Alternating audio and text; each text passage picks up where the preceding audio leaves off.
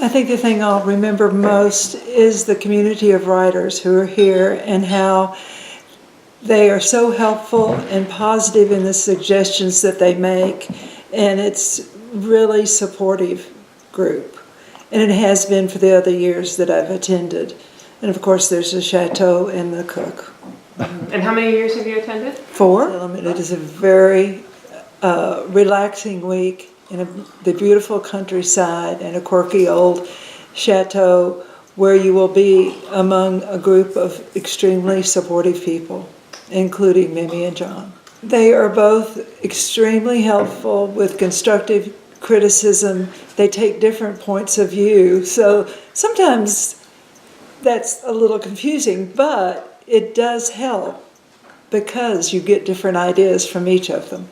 I've been looking forward to this for months to get here. I heard about it in May, and it sounded like an idealistic thing to do, you know, in a chateau in France. How can you go wrong? Well, I found you online, Writeaways.com, and there you were, and it came to me actually on Facebook, and I ran around telling all my friends about it. I didn't know what to expect when I came here. I mean, I'm working on something at home, but I didn't want to lug that baggage along with me. I wanted to do something new and different, and you know, I figured that route I could really learn something if it was brand new.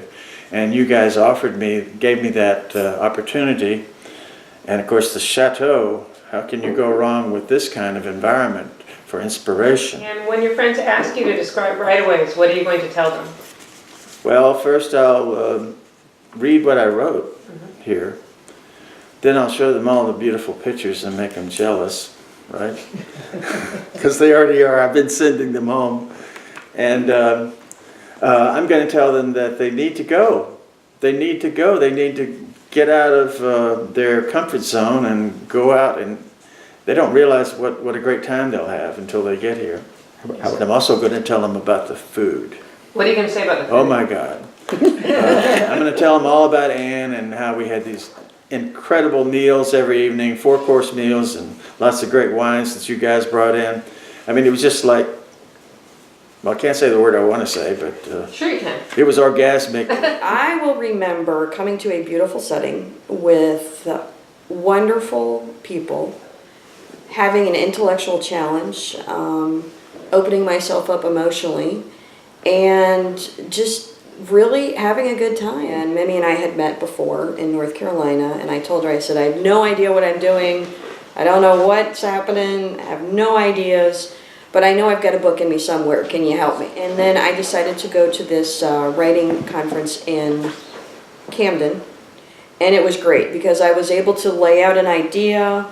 Mimi was able to look at my writing, see what worked, what didn't work, how would we do the story, what were my strengths, how to play to my strengths, and how to develop my weaknesses. It was great. I'm glad I came. I'm really glad I came. Mimi and John were wonderful hosts. This is a great experience if you want to come and really think about your writing and practice your writing and develop further as a writer. Enjoy it. And there's like this beautiful setting. You can just get up and walk out in the rose garden. You can go find a little pond over in the back, and there's the food. The food is like, I have no words for the food. The beurre blanc is to die for. If there were no writing workshop and just the food, would you come in? Yes, absolutely. There is no question in my mind, and it may seem like an exaggeration, but really it is not. The creme brulee was just, oh my God. And what did you learn about yourself as a writer this week? That I can do it, which I didn't know if I could or not. It's going to be challenging, which is fine, and I'm not going to realize how challenging it is until I'm in the middle of it, but I'm really looking forward to it. It's going to be a lot of fun. What will you remember about your Writeaway at Chateau de Pin? I was very much able to distill a lot of my influences out of my voice. Which is an odd thing to say perhaps, but to know what I had to say and that only I could say, and to be able to put that forward, to put that down on paper without dressing it up or sort of dodging the imperative questions was an important step, I think. Sort of took a lot of the some self-imposed writer's block out of the equation.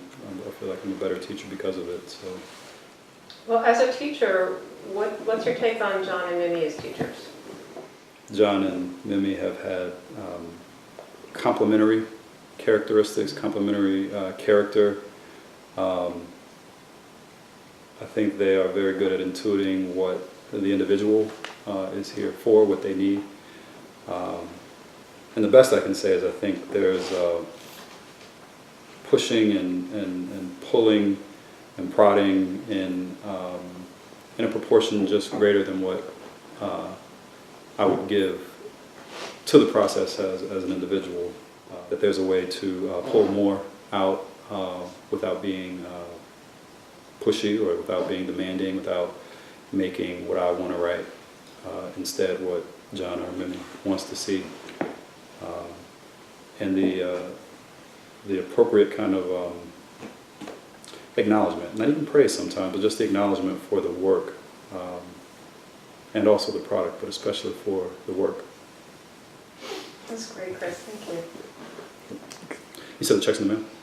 Great. I will remember the moment that I realized my voice, that I have been looking for it for a very long time.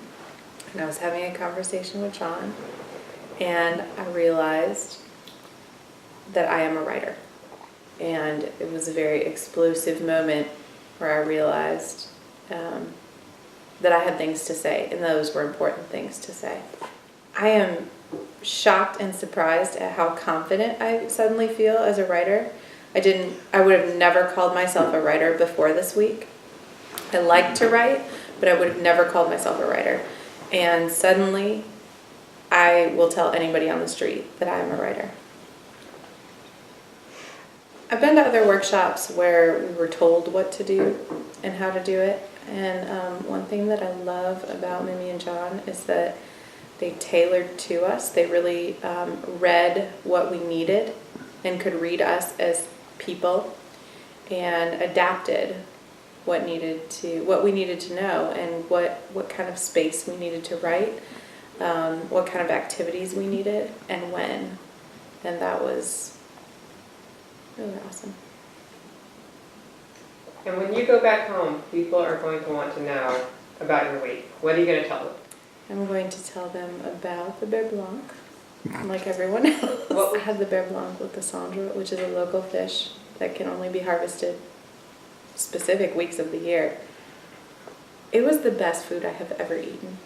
And mostly I really liked the idea that I was living the French lifestyle, that I was eating this 4-course meal every night, that I was having after dinner drinks, that I was enjoying this wine, that I was taking the time and space to have dinner, which also helped me take the time and the space to think about my writing. It all translated. So.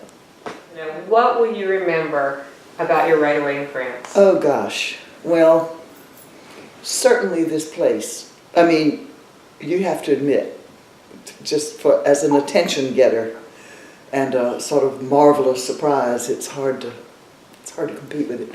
This wonderful location, the